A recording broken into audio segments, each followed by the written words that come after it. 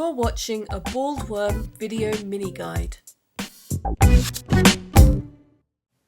You've brainstormed the title, you've written a plan, but how do you begin? It's so difficult to start a story.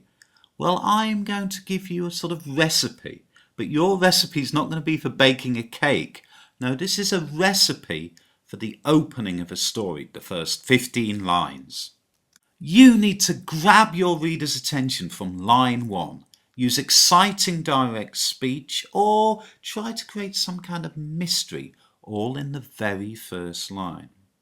Now I'm going to write a Sherlock Holmes story, and in the very first line I'm going to have Sherlock Holmes saying something that intrigues the reader, makes the reader think there's something really quite exciting going on. This first line grabs the reader's attention and makes them want to read the rest of my story. The second ingredient in my story cake is description. I need to describe for the reader where we are so they can imagine what's going on in the story. At the same time as describing it, using all my descriptive skills, I need to include what's the story about, what's the goal of the story. Now I need to get on with it. I better include lots of characterisation. That's the skill of making characters seem real.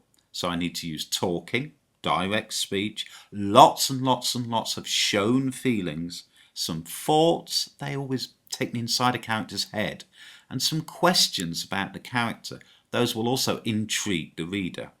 Here's my example. You'll see I've already started with some direct speech and I've got some shown feelings. The inspector growing purple, Holmes allowing himself a smile, and now the narrator, Dr. Watson, is using a question. Who on earth could it be?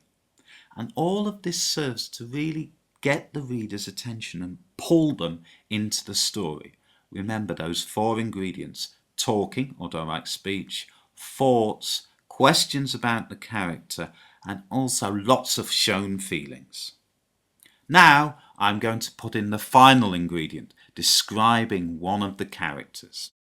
Just like at the beginning of the story I describe where we are, I want to describe what one of the characters looks like, so you can imagine him or her. So let's go through that 4-part recipe. Start with an exciting opening line, then throw in some brilliant description. Get on with the story using plenty of characterisation techniques and describe one of the characters. Want to learn more? Visit baldworm.co.uk.